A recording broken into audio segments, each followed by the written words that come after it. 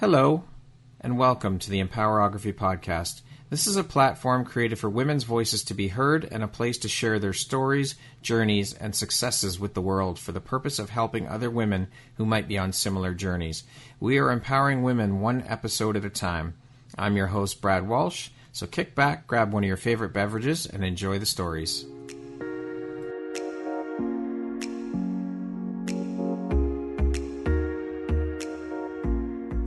If you're looking for jewelry that makes an impact on your self-care routine and your style, Empowerography would love to offer you a discount code to one of our exclusive partners, Quartz & Canary Jewelry and Wellness Company.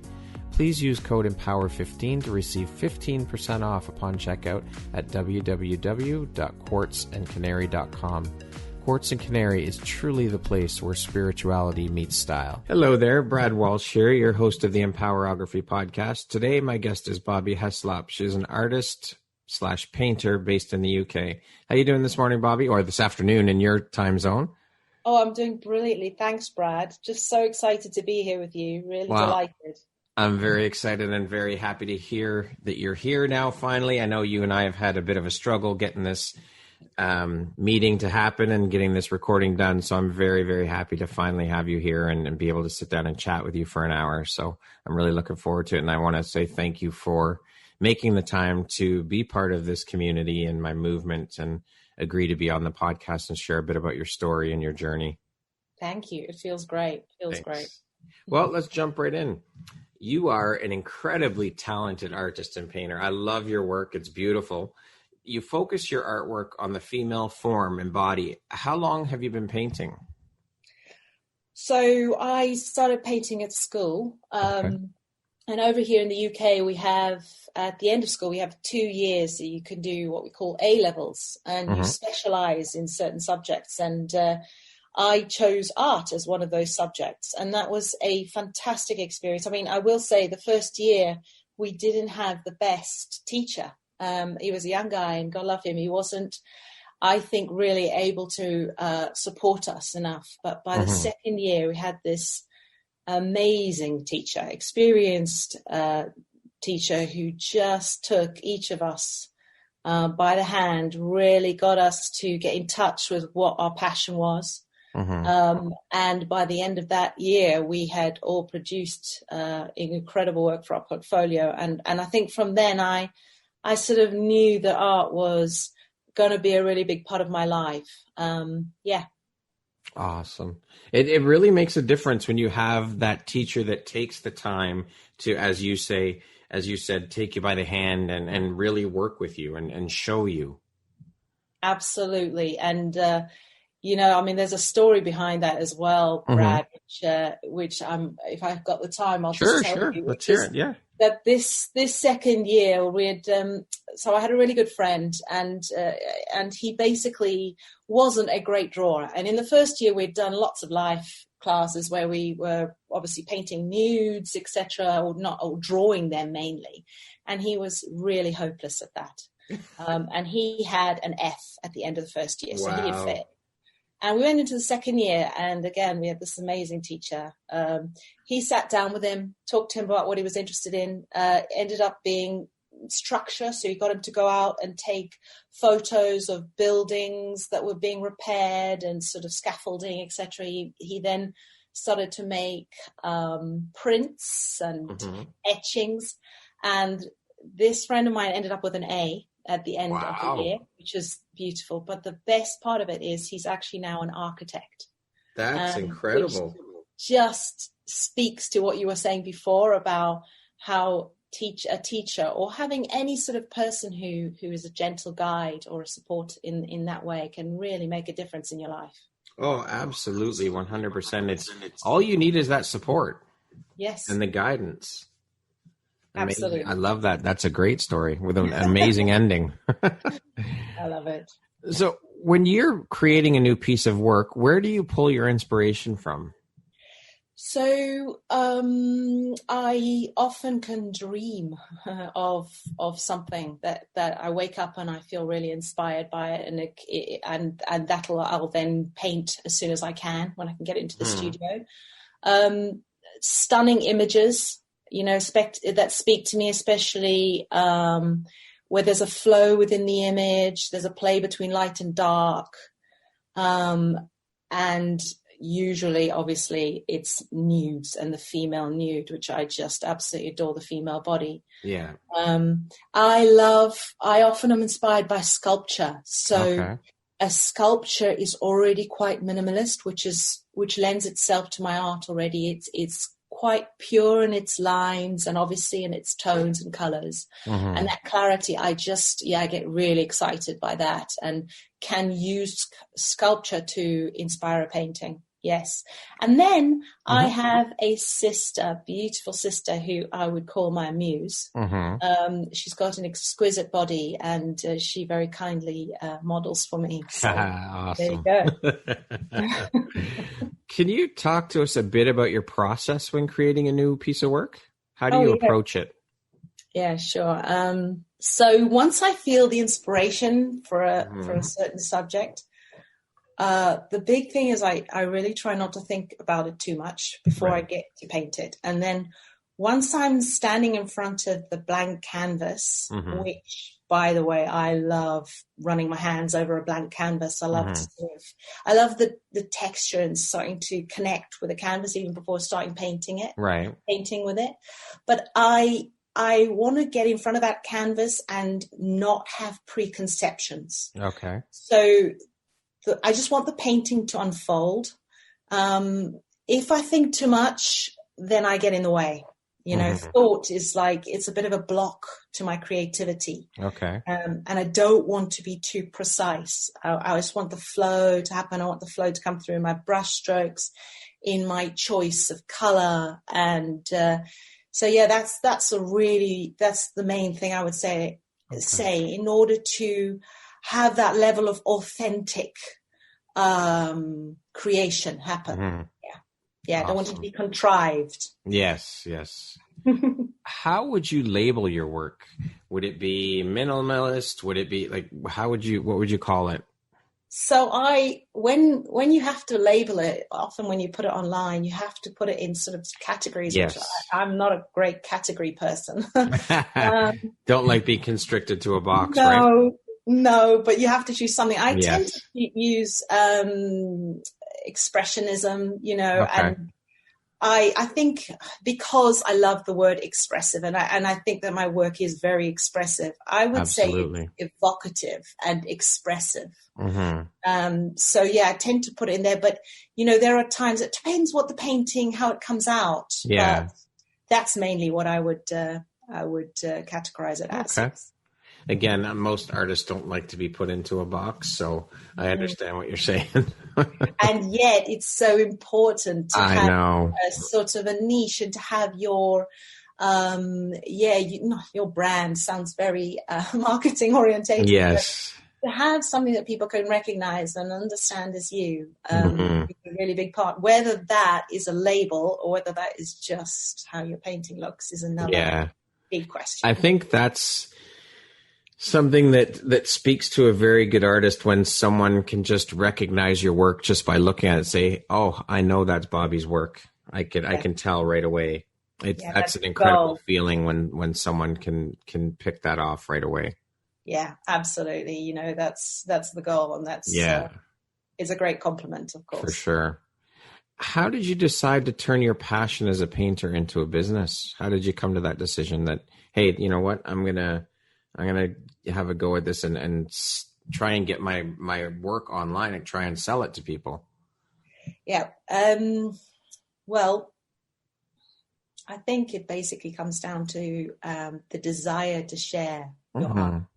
And that is definitely what I felt. There's an incredibly beautiful feeling when you create something and then it can be shared with somebody else and it ends up in their personal space, whether that be home, office, whatever it is. The fact that they've chosen to include a part of you, because that's what it is, in their space is an incredible compliment. It's an honor, and the word is connection, and that's really how I see my art, as a way of connecting with other people, not just me, but the painting, or in this case, the painting connects with the person. It's not just an object. Mm-hmm. And I think I'm lucky in the sense that I don't feel very possessive of my work. So I think there are some artists that really, really struggle to let go of their work. Whereas for me, it's like when work is passed on to somebody, mm-hmm. it's like it creates more space for me to create something else. It's Right. like wonderful flow. Yeah. So yeah, that was, it was obviously when I started to have people ask me for my art, I took the opportunity to start to sell it. And I think that online art sales have just gone up so much over recent years, which has just been a great blessing. Yeah. Mm-hmm. But I honestly believe and think that I agree with you. There is no greater compliment, I don't think personally, than someone purchasing your work and hanging it in their space. I think that is the ultimate compliment. Yes, absolutely. It's the most incredible feeling to see something that you created hanging on someone else's wall. Yes, absolutely. You can't even put it into words. It's just amazing. No, exactly. So you just want to do it again and again. Yes. Yeah. It's an addictive. It's like an addictive high, right? Absolutely. So keeping in that theme with business and whatnot, did you find it tough as an artist to make the transition to being an entrepreneur as well? I mean, to also have to worry about running a business, and I know, as a lot of artists, we don't like or particularly want to deal with that side of things. We would rather just create the art and leave it, and that's it, and then we're done. And have the business side. I mean, obviously it can't work this way, but just have the business side run itself and not deal with the business side of stuff. Was it tough for you to make that transition? Well, I think that I really like business in itself. And in fact, I have a family business, which I started with my husband, which does help. I don't love sales, so I don't do the sales part of it. Right. And I think what's difficult when you start to sell your own art and you are making it into a business, as you say, is, I think the biggest difficulty is talking about money. So actually talking about how much money you would like for a piece of art, negotiating money, negotiating terms, asking for money, dealing with all of that. So it's the basic monetizing and commercializing of your creativity. It feels difficult. And I think it also feels, there's a part of you potentially that feels like you are not honoring the creative and that somehow these two things belong in different worlds, the creating of art and the side that's actually about life and money and needing to have an income in order to survive and pay your bills.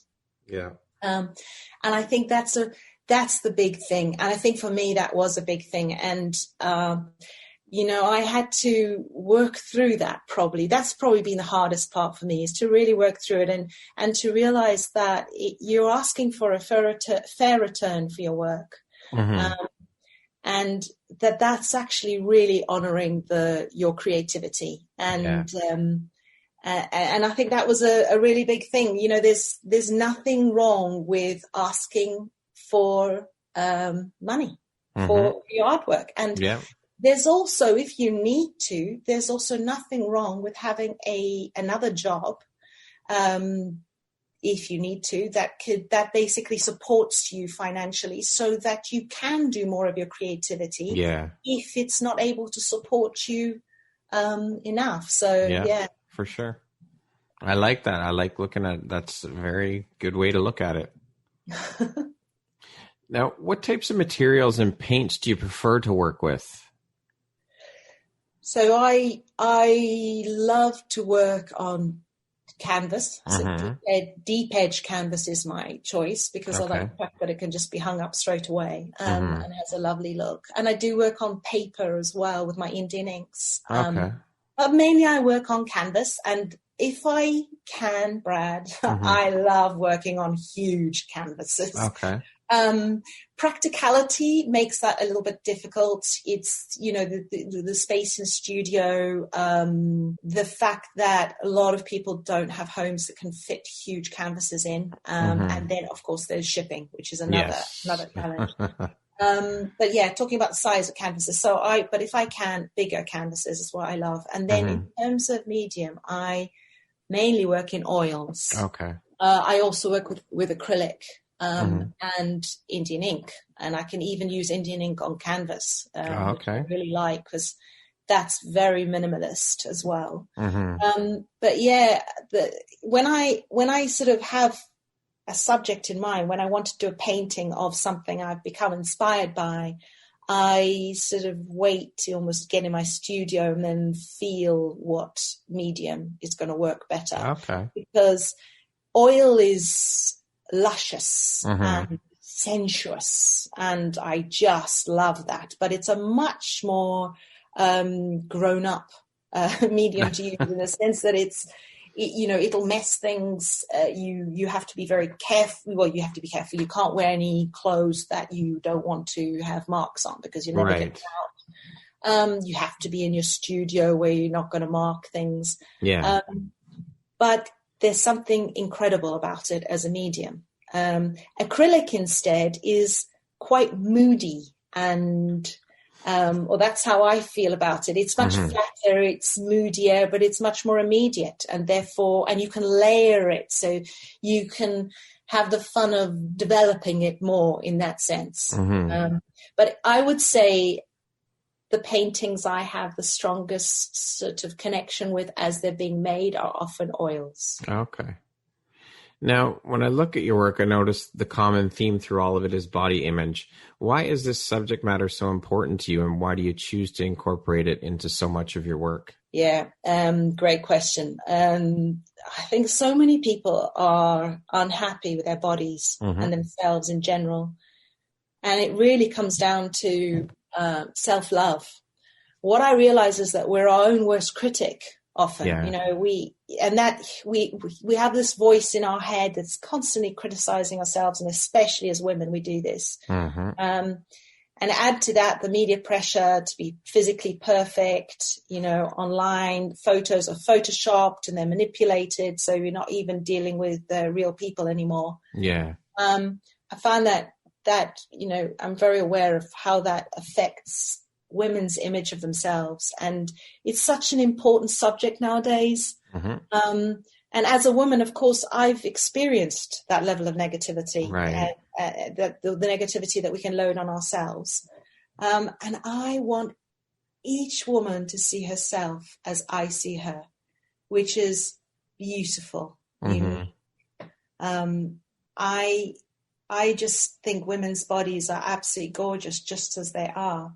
And when you take someone like a young girl who may even have a perfect body and face, and she doesn't see herself that way, right through to women who might be struggling with parts of their body, not happy with it, might be feeling unhappy with how their body's aging.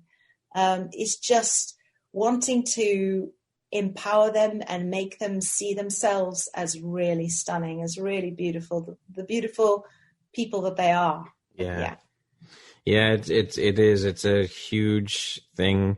It's a huge struggle for so many women, and I think it's terrible that they have to go through life and feel that way. And it's every single woman is beautiful in her own way, and every single woman's body is beautiful. But it's hard to get over that hump and see yourself that way. I mean, men go through it too, but it's obviously it's incredibly more common with women, and that's where you and I have that common denominator is we are both trying to advocate and help women see how beautiful they are. Truly. Yeah, I love the way you do that, Brad. Thank you. You're really inspiring, and I love the comments that the ladies who've been with you have said. It's just that's the way it should be. It should, absolutely. I think it's horrible that stigma and I shouldn't say it's not all self-imposed, because some of as I went through it with my girls, they're bullied. I mean, when kids get bullied and they carry that shit with them through to their adult years as women. And that in itself is horribly shameful. It's terrible that any kid has to go through that and carry that baggage with them into their adult years. It's horrific. And then have that change their whole view of themselves and how they view their bodies, and that they don't love their bodies. It's terrible for anyone to experience that kind of thing. Absolutely. And I think when you're younger, you identify so much with the physical. You identify your worth is equal to your your body image. So I think luckily and hopefully, as you get older, you start to get a bit wise, and you start to realize that there's more than just your body, apart from the fact that your body is fantastic, but also that there's more than that. Yeah. Now, I love the use of color in each of your beautiful works. Do you set out when you start a new piece with the colors you want to use already in mind, or do you just kind of go with it as you're standing in front of the canvas and just say, okay, this is what I'm feeling for color? Yeah, that's probably right, Brad. Yeah. That's exactly what I do. I mean, I try not to sort of plan it. I'll sort of feel the color palette that might be coming to me about a particular, and I think it can be the stance, it can be the pose that sort of says something. I've recently done a painting of a gorgeous woman who's really overweight. It's actually a sculpture, and the colors are I was surprised. Well, first of all, I painted them I painted her in very light colors, and it was all beautiful, soft colors. And then I wasn't happy with that, which is unusual for me to go back and work on a painting, but I was unhappy with it. And the painting that is now is full of vibrant color, because that was what she was shouting about, really. Yeah. So color combinations, my color combinations are often very unconventional. So I'll put really unexpected colors together, and using bold brush strokes to try and communicate something. Might be about the sensuality, the passion, the freedom that's in that subject. So it's definitely something that I don't try to control too much. Okay. I also noticed that in a lot of your work, the subjects are typically faceless. Is this intentional? And if so, why? Yes, it is probably quite intentional. My work is quite minimalist, and faces are full of detail. Right. So I prefer to suggest the gesture of the face or the mood. I feel it allows for better communication. And what it does as well is it focuses the attention rather on the body, on the movement, on shape, and those things all take center stage rather than the face. Because I think as human beings, we are programmed when we first see something new or meet somebody new, we're programmed to scan the face to get lots of information. And I want the information to come out from elsewhere. Yeah. Awesome. I like that. On average, how long does a piece take you to complete? So it all depends. But it really takes the time it takes. The majority of the work I do is really quick. Okay. It's very spontaneous work. So the whole point is, if I get drawn into it too much, hence time, it becomes less fluid, and it becomes less what I would want it to be, which is free. Less is more to me. Having said that, there are paintings that can still be very much in the flow like that, and and I'll be with them for quite a lot longer. They'll just require that, which is great. Which artists / painters do you look up to or do you admire? So I adore Rothko. So I don't know if you're familiar with Rothko's work. I'm not. No.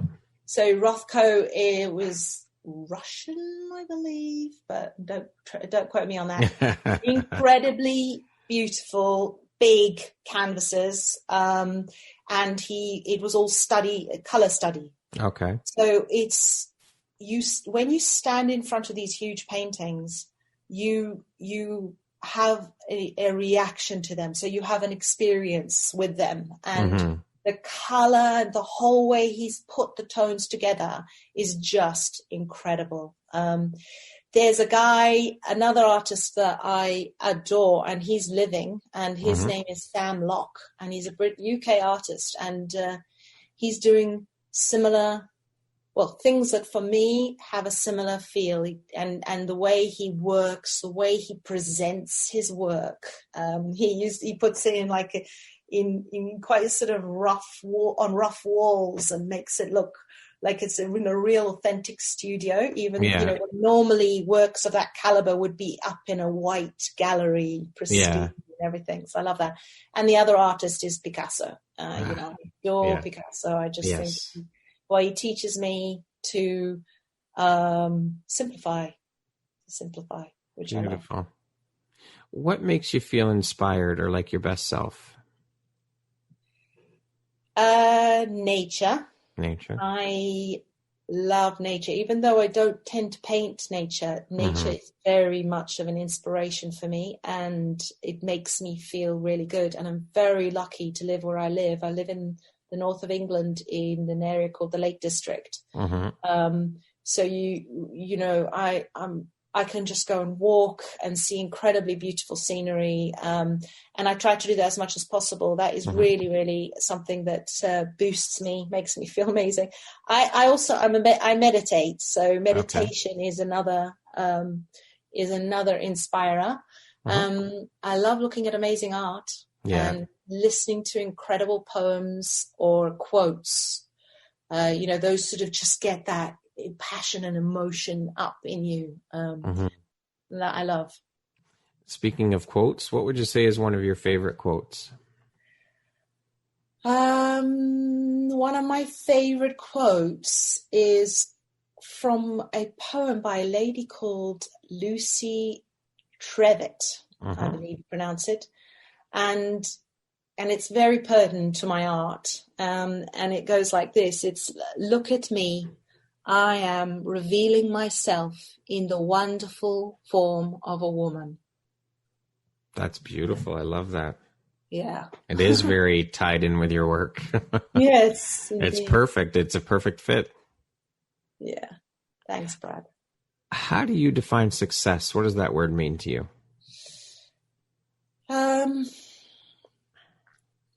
General happiness. So, the ultimate goal, and, we all say it nowadays, don't we? Happy is the new rich. Yeah. So definitely happiness is the greatest success. And I would say when I feel myself in a flow state, and, we talk about the flow state when you're painting or when you're doing your creativity, that is that makes me feel a wonderful feeling of success, if you will, but it's basically the happiness tie in, I suppose. What would you say is one of the best pieces of advice you've ever received? Don't cast your pearls before swine. I've never heard that before.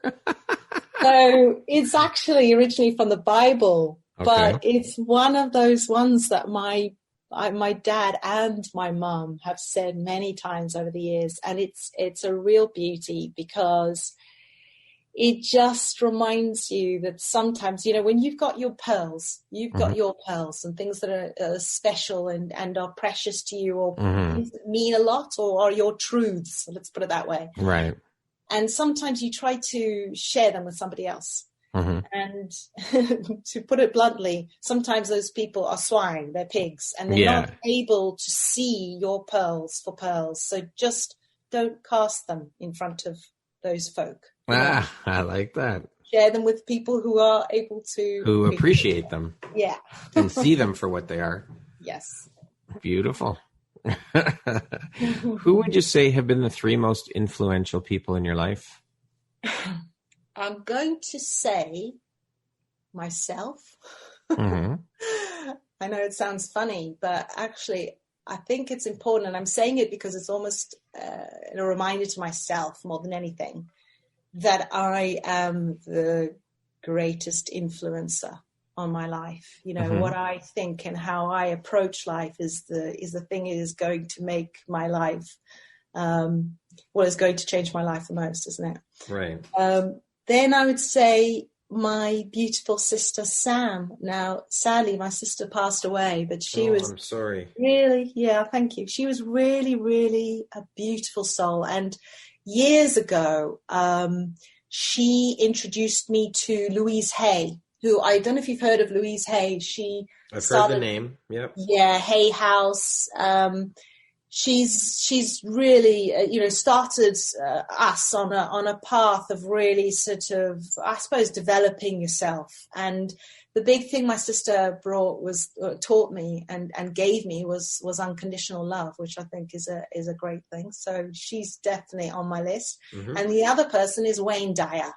And Wayne Dyer is another great inspiration, no longer with us anymore, but somebody that speaks to me a lot. I listen to his recordings and find him really helpful. What does the word empowerment mean to you? To know at your very core that you're worthy and whole, that you're good enough, yeah. I love it. If you could sit down on a bench and have a 1-hour conversation with anyone in the world, alive or dead, who would it be and why? So that is a really interesting one, Brad. And I'm going to be cheeky. Well, I'll say that I would choose Elizabeth Gilbert, the author of Eat, Pray, Love, but more importantly of a book called Big Magic. Okay. In which she talks about creativity and what it means to be a creative. I just find that book and her, to be honest, really interesting. So I'd love to chat with her for now, but I'd really like to be cheeky and say, I'd like to change that question and say, could I, instead of having an hour on the bench, could I have an hour in the studio, in the art studio? Sure, of course. With Sam Locke, messing with paint with him. I'd absolutely love that. Yeah. Sure, we could do that for you. No problem. We've got both answers, so that's okay. Fab. Bobby, how would you like to be remembered? With love. Mm-hmm. Yeah. As an expressive person. Mm-hmm. Yeah, but I'd like to be remembered with love and as a loving person as well. Yeah. How would you describe yourself in one word? Authentic. I love it. Hopefully. I would describe myself as that. I do think that's pretty fair. And that's what I aspire to. Mm-hmm. Let me say that, Brad. I definitely aspire to being as authentic as possible, because that's what floats my boat. Yeah. I haven't heard that expression in a while. Yeah, I bet I've got lots of expressions and you don't hear that often coming from over here. Also because, Brad, I don't know if you can hear from the accent, but I was born in South Africa. So I have this real mix of South African, a bit of New Zealand, and a bit of Brit sort of in me. No, the Brit comes through a lot stronger. I don't hear the South African. The Brit comes through very strongly. All right. Okay. What was your dream job as a child? I'm embarrassed. What? I wanted to be, actually it's not embarrassing because opera singers might be upset. I wanted to be an opera singer. I can remember standing on the lawn outside our house when I must have been 5 or 6 and deciding that I could be anything I wanted to be. And you can. I wanted to be an opera singer. Interesting. Okay. I know. How crazy is that? That's not crazy at all. It's something you wanted to do. No, it's crazy because I can't sing. I can't sing at all. Yes, but you can also get training and learn. And I don't know. I think it's important that we instill in our children from a young age that they can do anything they want. They just have to put in the work. They've got to set their minds to it and work at it, and they can accomplish whatever they want in life. Definitely. And I read one of your blog posts where you talked about something that is like a subject that I have thought about and spoken with people a number of times over the years about, and that is whether you can learn to, in my case, paint or draw. Right. And I firmly believe that you can. I firmly believe, yes, you're not going to be maybe Picasso or whatever, but I truly believe you can. Yeah. And I love that. Yeah, that topic has always interested me. It's always on my mind. I always think about it. And yes, of course, there are some people that are just naturally born with the talent of an athlete or a musician. It's almost like they come out of the womb and they've got a trumpet in their hands or a guitar in their hands, kind of thing. But yeah, I think you can learn those skills and acquire them. It just takes longer and more hard work. And I mean, not that the athletes that are born talented or born with that ability, natural ability, don't have to work at it too. Of course they do, because you got to improve. But it just takes the person who's not born with that natural ability a little bit longer, because they have to put in more work at it to get to a certain level. But yeah, that's a topic that's always interested me. Yeah, absolutely. And I think it's believing that you can do it. Yes, for sure. That trust that it's actually going to happen. Yeah. Yeah, for sure. What makes you smile? Babies. Okay. Babies make me smile. I absolutely love them. Skiing makes me smile. Good food and wine. Yeah. Yeah, nature. Okay. And family. Absolutely love family. Yeah. What gives you the motivation to keep going? I just adore what I do. So I think that that's a massive part of it. I think that when you talk about motivation, I think that I'm very lucky to be a proverbial optimist. So I'm naturally a glass half full kind of person. And I tend to get excited about life and about things. I'm quite childlike like that. Yeah. And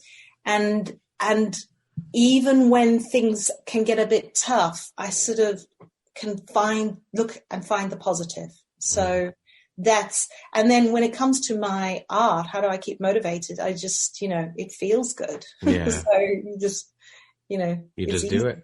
It's easy. Yeah. Yeah. If you could teach the world one thing, what would it be? That we're all worthy of love. That's an important one. I love that. Yeah. If you came with a warning label, what would yours say? I love this question. Oh God, I bet you do. This is hilarious. Oh, okay. So I would imagine my label would say, beware.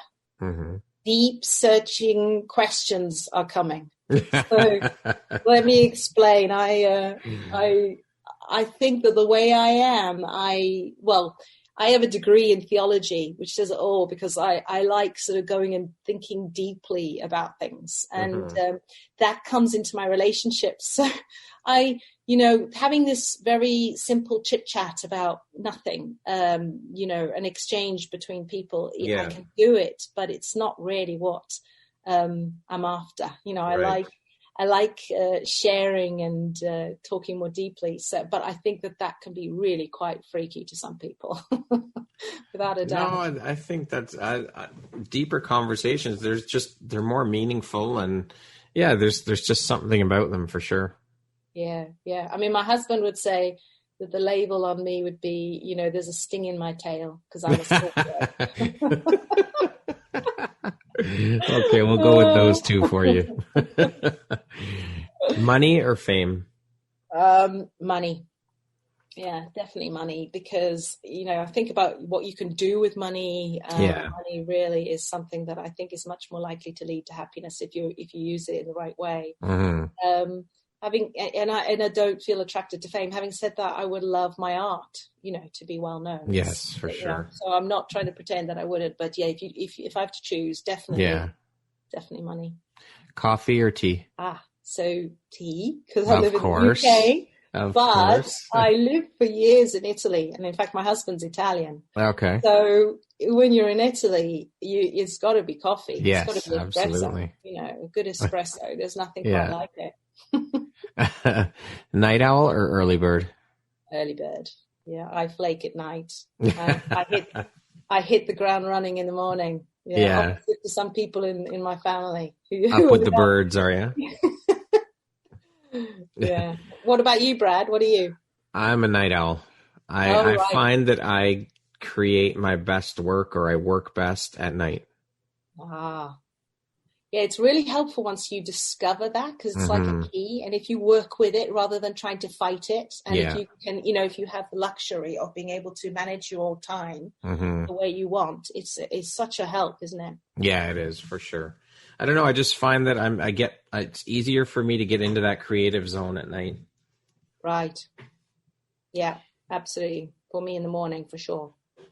If you could go back and give your younger self one piece of advice, what would that piece of advice be? Just let go and have fun. It doesn't matter so much what people are thinking of you. Your body is beautiful. Live with joy. That's the goal. And that's what I would say to my younger self. Just don't take things so seriously. Just take it a little bit more lightly. And the biggest thing, stop worrying about what the world thinks. Yeah, that's a tough one, is being able to tune out other people's opinions. And there's a great saying that other people's opinions of you are none of your business. That's right. I love that one. It's hard to get into that mindset, especially as a younger person. Yeah. That's what you base so much on, is other people's opinions and what they think of you. And, it's very hard. But I think as you get older, it's a little bit easier to do. I mean, not to say that there aren't adults who struggle with that same kind of thing, because there are, but I think it gets a little bit easier as you grow older. Yes, you get a different perspective. Yes. You really do. And life teaches you. And I think, for sure, you also start to feel like you don't just have all this time in the world for your life. And actually, this is your life, and you're going to live it on your terms. You're not going to be dancing to somebody else's tune. I like that. I like that expression. That's good. Don't dance to someone else's tune. No. I love it. Yeah. I love it. Lastly, Bobby, if you were to deliver your last 30-second speech to the world, what would that last 30 seconds sound like? So instead of giving a speech, there's this beautiful poem that I gave them one of the phrases from it before, one of the quotes from it. But I'd probably, if I was given 30 seconds and it was my last time to communicate with the world, I'd probably be really happy, because I'd be speaking to women, and I would read this out. And it's the poem "She Revealed Herself," and she revealed herself in the wonderful form of a woman, the passionate who would bare her soul and release her heart radiating. Sometimes she grew wild like lightning on a dark night, full with the moon's tides, loosened from the ties that bound her. Other times, deep, tender, and intangible, she was like a goddess in the moonlight. She was like a goddess in candlelight, soft, open, and receiving. And this was her true being, that she came from the same source as the sunrise and sunset, the same as flowers and fire, ocean and mountain, birth and death, that she was beautiful, and the eyes of her heart were opened. That's it, Brad. That's beautiful. I love that one. That's an amazing poem. It is. It's absolutely beautiful. The words are so beautiful, and the phrases, and it's amazing. Yeah, I'm in awe of people who can use words so beautifully like that. Yes, wordsmiths. Yes, absolutely. Well, Bobby, thank you so much for taking the time to be here with me today and share a bit about your journey and your techniques and what you do and how you got to where you are. I completely love it. I'm a huge fan of your work, as you know, and I'm in awe of your talent. You are an amazingly talented artist, and I just love looking at your work. I get lost in your paintings, and I appreciate you being here and sharing your story with us today, and again, agreeing to be part of this community by talking about what you do. Thank you so much. Honestly, your words just mean so much to me, and I just adore what you're doing, and just feel very, very, very honored to have been on today. It's been lots of fun. I've loved talking about these things, and the more when people ask you questions like this, it really makes you think about things. So, yes, thank you for that as well. It's really made me reflect. Yeah. So just lovely. Thank you. Lots of love from across the pond. Thanks, Bobby. I really appreciate that. Once again, my name is Brad Walsh, host of your Empowerography Podcast. Today, my guest has been Bobby Heslop. She is an artist/painter based in the UK. Thanks very much, Bobby. I hope you have an awesome rest of the day. Thank you. You too. Talk soon. All the best. You too. Bye. Bye.